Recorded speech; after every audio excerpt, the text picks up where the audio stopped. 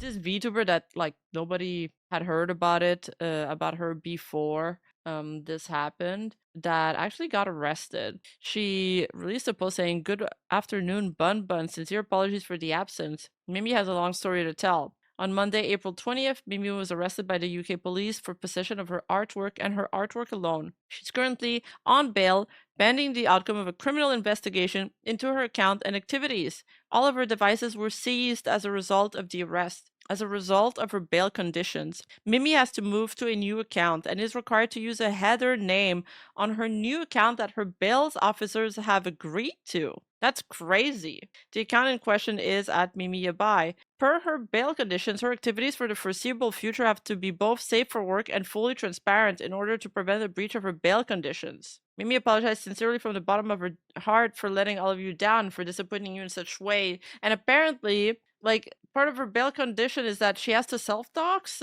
which is super scary because right now this is a very like contentious topic, and like she even went private after tweeting this, because you guys know how these topics are extremely divisive, and there's a lot of like anti-lolly people and pro-lolly people fighting at each other. So yeah, she definitely does have a target on her back right now. And what is worth noting, though, is that no UK police force has issued a statement confirming the arrest, and the account mostly rests on Yanagami's own post, which a lot of people were speculating, and I'll show you guys that in a sec, that it was fake. However, somebody else did the more research into it and found some documents that would prove that the arrest was in fact real. The law in question onto which he was arrested by seems to be Section 62 of the Corners and Justice Act of 2009, which targets non-photographic images, including CGIs, cartoons, manga images, and drawing, specifically excluding actual photographs of real children, by the way.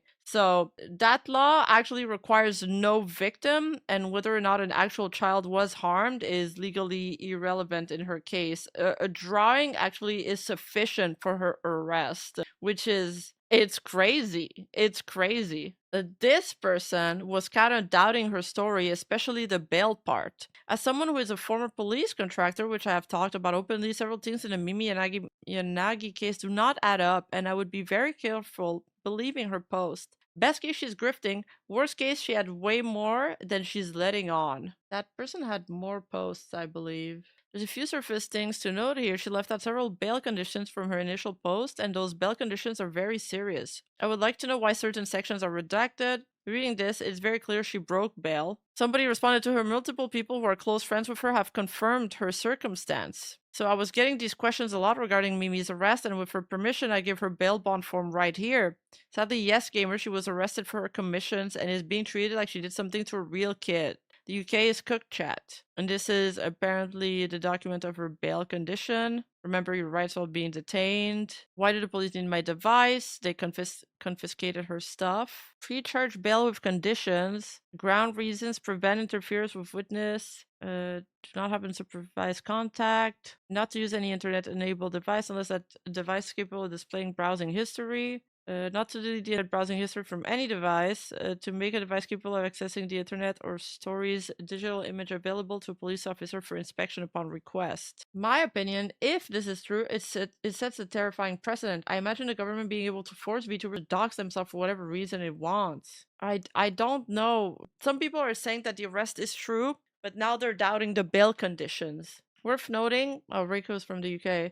There's a very low percentage, near zero, arrests for lolly show artwork, despite it being illegal here, at least from what I've seen. Yeah, it doesn't seem to be a very popular thing. This person says that she left out a few surface things from the bail. She left out several bail conditions from her initial post, and these bail conditions are very serious. I'd like to know why certain sections are redacted. Reading this is very clear she broke bail. This is a 16-page document of which we are only getting to see 2 pages. The choice to take these pics next to a child plush is really unnerving to me. A quick Google has revealed that you can download blank templates of the document very easily. I'm like 50% of the camp still hoping this is a grift, and 50% thinking she's monumentally fucking up her case by posting all of this online. Really, she should just disappear offline and let all of this fade away and deal with whatever is going on in a real space. This person says one of their field is doing general legal work, and that the timeline of just 10 days for everything is impossible. impossible forensically and legality-wise. Secondly, the document does not state what evidence was found. There's no mention of virtual YouTuber models, commissioned anime artwork, or pixels. Hypothetically, the police are investigating her for possessing actual illegal child material at an alarming rate, hence the high priority case guessing, and she had to spin to it's just drawing of my lolly avatar. But what if the police considers these as child exploiting material, and that's why they're labeled as such? Okay, we've read these. So there was also a Reddit thread speculating that it's probably a grift. She says all of her social media is still up. She has absolutely no videos in any of them. She has no streaming history, and I'm sure there will be the claim that she had them removed. But do you think the authorities would go to the effort of deleting all the videos instead of having them deactivated? Even her Bilibili is empty. The UK government was able to get a Chinese social media platform to delete them. Would we have to verify if her Bilibili had content on it before? They even still have blatant lolly art displayed on them, so I guess the government only cared about her Twitter page. She can still display that stuff on her other pages. And here's her card if you want to see for yourself. I probably can't show this because they say it's suggestive. Let's move on. There's another friend that also posted in her defense saying, I guess it's public, I can say it now. Mimi came to me and Momonaga at first to talk about this because she is our close friend. They took everything. Her dakis, her figures, her Douyin, her Discord accounts, everything except her game accounts, gone. This exceeds Twitter debate. Britain has become a totalitarian state, and Mimi needs your support now more than ever. Until she comes to the US or another place, she's stuck, not able to consume any media her government deems problematic. This is the stuff 1984 warned us about. Oh, is this where I plugged my literally 1948 joke? Yeah, this blew up quite a bit. Support, Mimi Abai. Mimi unfortunately deleted her Twitter. Check it out if you're here, and anti-censorship. This has sparked a huge debate online where all the camps are kind of like fighting over this. So Kenisu here has gone through the trouble of looking through the documents. He's sharing an evaluation of the document's credibility based on legal procedure and addressed the narrative of Mimi being a grifter. Let's see. There has been skepticism around the legitimacy of the arrest of an artist, Mimi Yanagi, who created work which are criminalized in the United Kingdom due to them depicting fictional characters in a sexual manner, which could be considered underage or attempting to depict characteristic of an underage person. Okay, the arrest of Mimi Yanagi came out as news when these tweets were made by her alluding to such an event occurring. Upon release, however, there was some doubts. Now that brings us to today. Recently, a user Twitter, okay, they source the document. What adds credibility? That's what I want to know. The correct legal framework. The first page with the pre-charge bail with condition that referenced the Police and Criminal Evidence Act of 1984. In England and Wales, police seem to be able to release someone on pre-charge bail when they have been arrested but not yet charged while the investigation continues. So the government website specifically described pre-charge bail as one of the official ways police can deal with people under investigation before charging them, mentioning that they may release someone under investigation. Why this matters is that usually fake documents that are produced often get legal terminology wrong. This one uses a real document procedure, a real act it references, and a correct general concept, which is a general release with conditions before charge, but with restrictions. I see. Now, bail with conditions. We know that the UK that bails with conditions exist. The listed conditions are here. No unsupervised contact with children, no internet-enabled device. Oh, we read those earlier, yeah. These conditions are harsh, invasive, etc., but they are not random in the context of a law, as they would be in a fake document or when made by a person with little or no understanding of the law whatsoever. Often pre-charge bail, from what I understand, can include such conditions as they are intended to prevent further offense, protect quote-unquote victims or witness, prevent obstructions of justice or tampering or preserve evidence. Even in the United States, these are not incredibly uncommon conditions. The notice of right page matches official documentation. The Remember Your Rights While Detained page has a lot of signs of legitimacy. It includes the Home Office, Legal Aid Agency, and the Law Society logos. Additionally, it lists various rights, right to free legal advice, medical help, remain silent, etc. That wording closely matched the official Notice of Rights and Entitlements used in England and Wales, located on the gov.uk website, and more importantly, it says it has effect from August 21, 2019, which is also visible in photograph. An entire government got a Google Docky! Yeah! Yeah. He kind of went full autist there and looked to try to figure out if her the bail she posted had any legitimacy. The device user information notice says police need the device because acquiring or extracting information is a reasonable necessity of their investigation. And it references data processing sensitive personal data, investigating purpose. The notice seems to fit the general legal process around UK police handling phones and computers. So that looks all to be in line. The formatting of the paperwork, it's not the strongest evidence of its own. Official marking, page numbers, they seem to line up. What breeds skepticism, though? The verification of identity. Of course, this has a valid reason for trying to protect the identity of the artist at the center of the situation. I think it's valid not to want to share those details, especially with their harassment likely to come their way and while their case is ongoing. However, we have to be clear in that without the following information, we'll never likely reach full certainty on just the documents alone. So if we don't have the police name,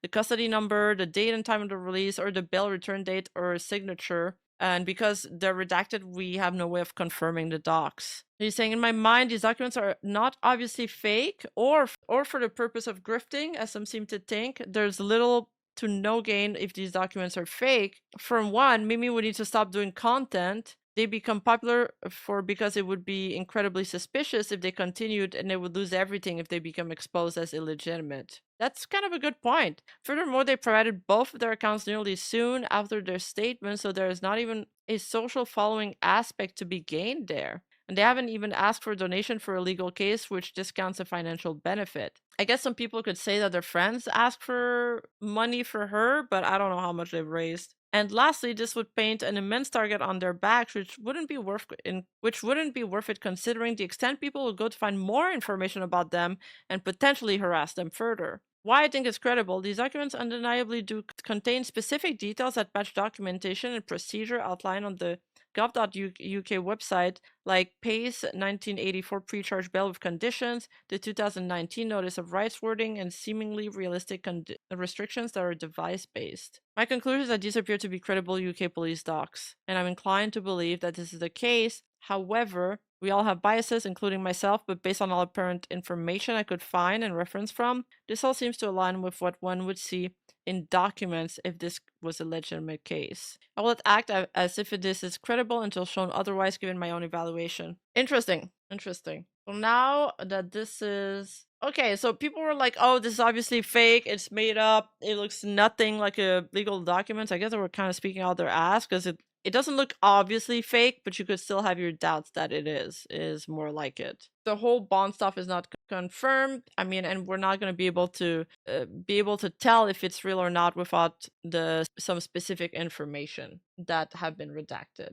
Now, when it comes to the public discourse, this has really exploded. It has exploded. It's all over my timeline, and it seems like both sides are always fighting over it, and they're very binary. You're either like with them or against them. There's very little nuance. Even some big creators have like put their 2 cents. Lucy Pyre tweeted, super controversial take apparently, but I think arresting artists for drawing fictional characters is bad.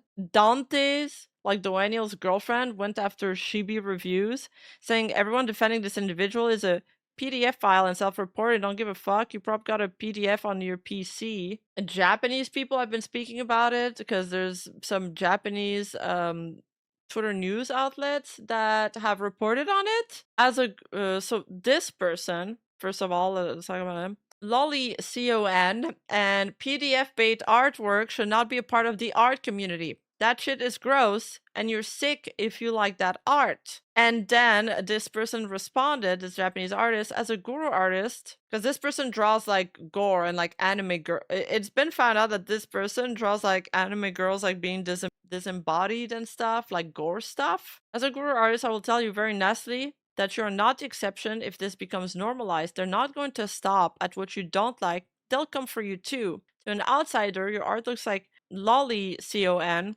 as well, so does a lot of anime art. I'm not safe either, just because my artwork seems to lack any sex appeal and feature mature looking characters. The moment someone uses obscenity argument, we're all going to jail together. Censorship does not care, and the moment you allow censorship, you compromise your entire life because anything can be twisted to be a violation of the law. They will continue moving the goalposts no matter how hard you try to sanitize yourself. The moment you dissent, the government can easily write anything you create, say, or do as a violation through censorship law. It will not stop at this.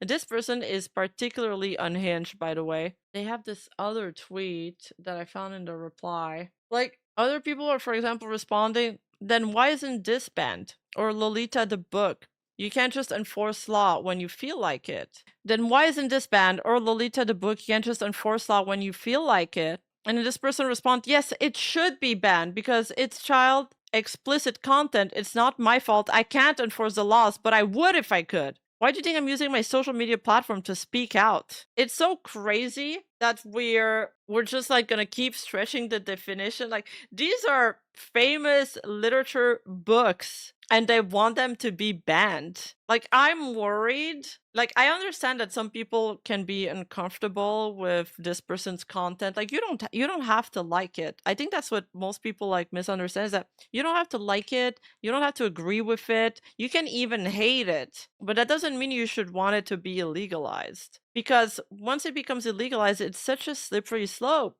And let me just give you another example. So what else then in that regard should be banned? For example, Berserk is like a critically acclaimed manga, right? That covers very dark topics. In Berserk, the main character Guts gets raped when he is very, very young. It's not pictured as something that's romanticized. It's meant like it's giving trauma to the character, but then by the UK law, are you allowed to own that manga? Are you even allowed to like consume it? It's like, is the police gonna show up at your door because you own Berserk? So, and I have noticed, like, I'm a fan of literature. So even if you take a step back from like manga and anime, it doesn't just stop there. Like, even with new literature book and our young writers, they are very, very much pressured to publish stuff that are overly like morally sanitized. And it's made it so that the books that we're getting are just like, they're either prawn slop, they're like smut. They don't cover any dark topics because the authors either, grow up in online society that deeply shames you for even exploring these topics, or your book will literally get pulled from the shelves. I mean, there was a book that was pulled after it was published because one of the characters said that they liked Elon Musk. Like, that's fucking stupid. I mean, I don't like Elon Musk either. I hate what he did with X, but I wouldn't want a book to be unpublished and pulled from the shelves because a character said that. That's stupid. Yeah, if you just with enough backlash, they got to get the book removed. So, as a healthy human being, one should be able to control their emotions and separate fiction from reality. One is very real and the other is simply not. Yeah, like as I stated earlier, like that law that she got arrested on, the premise of it means there was no victims there.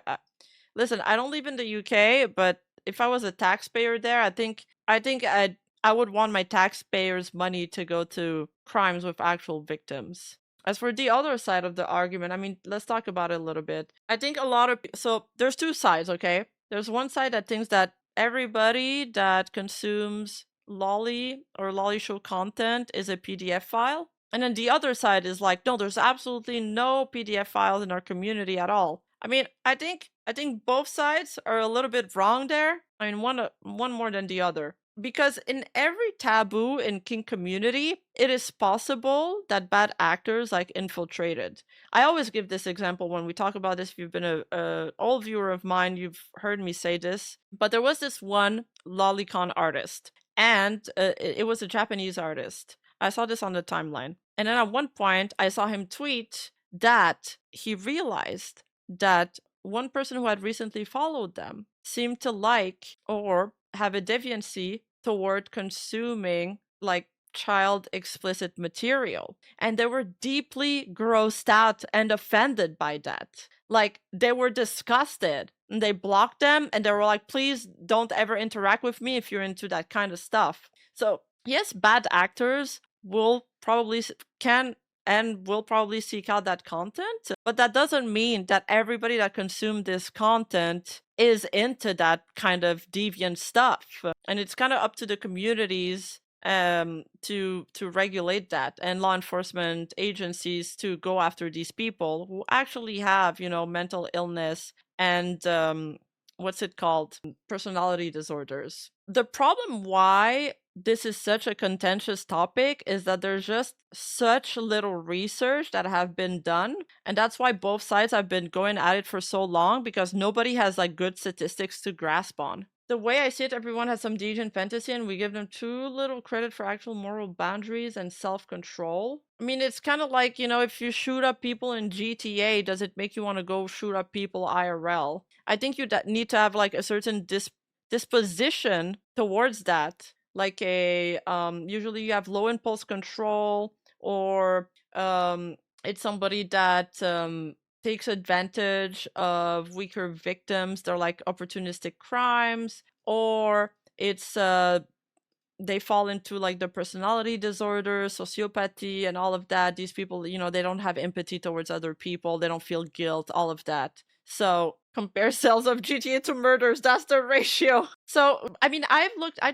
to look it up a little bit. If there was some research on like fictional material. I found 3 research. One is from the psychologist Tamaki Saito. He's done some clinical work with otaku population. He's reached a conclusion that despite the prevalence of S-UOL and violent image in anime, manga, and games, there is nothing indicating that fans are in any way more prone to crime. There's another researcher called Takatsuki Yasushi, which pointed out that SA of minors was statistically much more common in Japan in the 1960s and 1970s, and has actually been decreasing since the prevalence of lolicon content, which roughly coincides with the increase presence of fictional lolicon. So he's actually saying that since there's been more lolicon like anime content, the stats have actually decreased. Though this explicitly not meant to suggest that desires are being redirected from real children to fictional ones. It's like a correlation, not a casual claim. Not a causal claim. But then there's also this scholar called Megan Slufesky, who argues that the normalization and pervasiveness of lolicon in Japan has desensitized many to the sexualization of real children. So this is more like a cultural critical argument rather than one that's backed with empirical finding. So, but all of these studies are like focused on one certain aspect, or they're kind of old. Nobody has really taken the time to do a real survey. And also, for some of these studies, people could argue, well, a lot of these crimes are not reported in Japan, or yada yada. There's a lot of stuff to verify. But mostly, like, what the research constantly showed, though, is that contact offending against children is associated more with like antisociality, impulse control deficits, as I've been saying, and opportunity. And not primarily what media that person consumed. Basically, the people who actually offend against children aren't doing it because they saw a drawing. They're doing it because of a like constellation of psychological factors that existed independent of the media consumption. However, the media consumption could escalate it. Like, it's very much possible that the people who commit such horrendous crime could seek out these kind of media to consume it as part of their deviance. Let me catch what chat is saying. Correlation versus causation. Yeah. I mean, it's a complex topic. It's very controversial. I know it's very emotional for some people too. And I understand why it is. I mean, because some people have had bad experience, and I understand why this very much upsets them. But also, I do think that it's a slippery slope if we start censoring content that we dislike, because at one point, I do think that they're going to start going for the stuff that we do like. And also, like, how do they even judge what is considered like, okay, some people are like siding with the normie stakes, where they're like, yeah, we should totally arrest her and it should be illegal. But they don't understand that these normies see all of us as partaking in this culture. For them, they're not differentiating between a real lolly model and like my model, for example. They all think we look like children model. Like everybody with an anime FP They think we're pedos. Oh, fuck, I said a YouTube no word. Yeah, they all think we're PDF files. Like, just because we watch anime. I mean, how many times have we seen that? People watch clips of Iron Mouse, they call her a lolly. To them, all of the anime is children. Don't they know Rima's an auntie? Some people were arrested and sent to jail just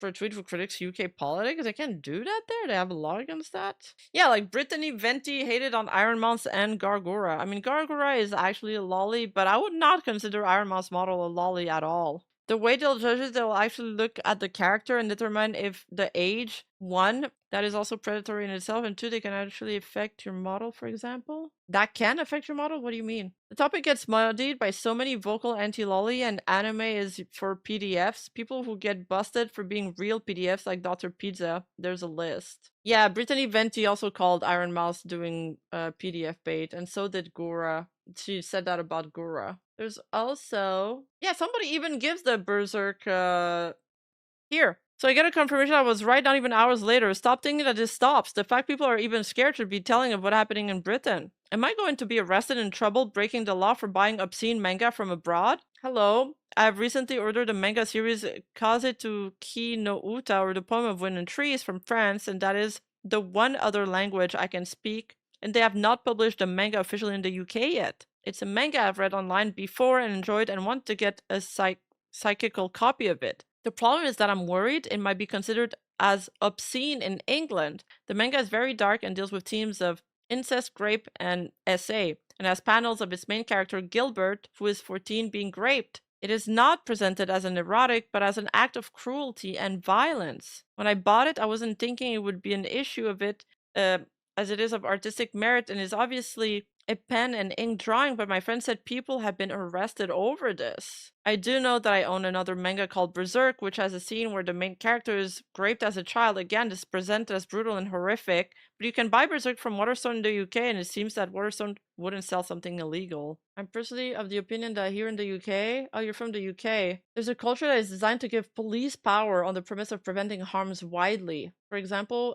S-side in the UK is illegal to give police legal grounds to break into a house and prevent the act, along with the fact that they can arrest you on your own protection in public if they feel that you on the other side is on the verge of assaulting you. Oh. I mean, if they use that power well, I guess it could work out, but then that means that there would need not to be any abuse of these laws, which I don't know if they'll do. You know what I mean? Yeah, buy Berserk and Waterstone steps out of the door, be arrested. Yeah, I wouldn't trust the government with that power. Exactly. What government's gonna use their power well? But in this case, is in the case of law enforcement. Yeah. I mean, there's so much corruption everywhere. I wouldn't trust it for 2 seconds. What else did I have? Oh, everybody's pointing out this, but I don't know who he is. I guess it's somebody who had a show about like PDF catchers? Chris Hansen? Please stop sending me links to Cartoon Prawn. I find it distasteful, but it's not relevant to my work. Who is that guy? I feel like chat would know about this. If you don't stop this kind of censorship, they will criminalize all form of entertainment for the working class, so we're just work slaves. Seriously. There are those who probably would love that. No, absolutely. Oh, it's for the series to catch a predator? He was the host guy?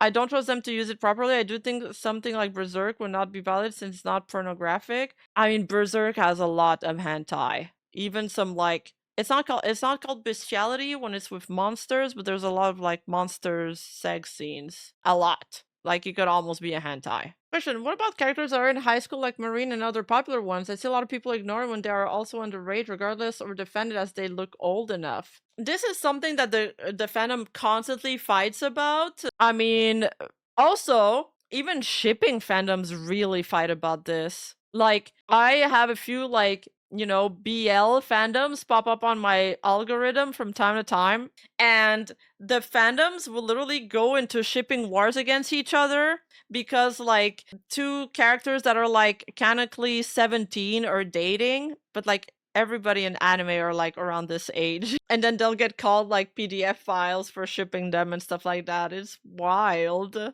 is wild. It's not real. It's not real. Oh, there was also this tweet. Do you guys know a website that used to call Live Leak. It used to be that was called Live Leak. Let me catch this first. Honestly, I think whether or not it's true, the fact that there are people that cheer for this, especially the diehard haters for lolly show art, don't even realize that it violates freedom of speech and expression, that the people in power can easily find ways to imprison people for dumber or more insane ways to arrest people. No, exactly. That is exactly my point. It's okay to not like lollies or shodas and even find it gross, but supporting this is a very bad look because you're unironically cheating for censoring people generally. Exactly. That's my point. I think we can all agree that you don't need to like it. I understand that it makes people uncomfortable. I get uncomfortable too sometimes. I think lollies are cute. I would not like go out of my way and consume like lolly doyens probably, but I think they're adorable. I think the art style is very, very nice. And yeah, I just think again, like I think it's a slippery slope. Okay, so this tweet.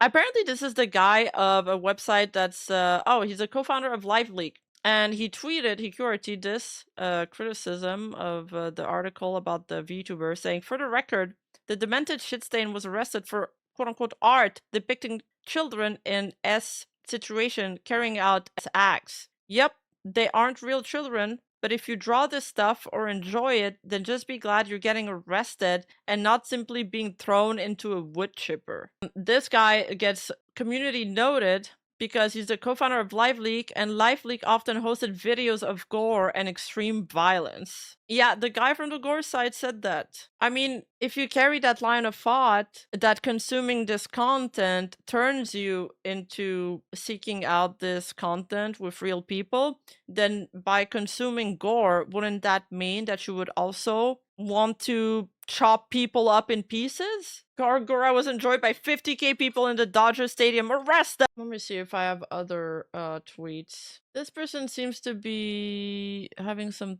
takes. They're curating somebody that had a bad experience, which is actually awful. When they were freshly 13 by an 18-year-old guy that was daily consuming lolly media and other disgusting stuff, and he wanted to recreate it. This person, it's horrible. Just to be clear, I think everybody can agree on that. This person, and I do see a lot of comments like this, or a lot of these takes online, that are sharing their experiences like this. This person responds, "I'm sorry that happened to you. S abuse is horrific, and no one should ever go through that." True. However, one person traumatic / anecdotal experience, as awful as it is, does not prove that Lolicon as a whole causes real world abuse. They say correlation is not causation. Millions of people consume Lolicon and other fictional content without ever harming anyone. The vast majority of consumers of any fiction, violent games, horror, non-con, etc., never acted out in real life. Blaming an entire genre of fiction based on the actions of one criminal is the same logic people use to blame violent video games for school shootings. It doesn't hold up when you look at the broader data. Japan being the biggest consumer, very low rates of child SA. I mean, like I've said, there's also been pushback on that last fact. Some people are just saying they're not being reported, yada yada. There's a lot of conflicting things there. I'm just trying to present like all sides of the arguments that I know.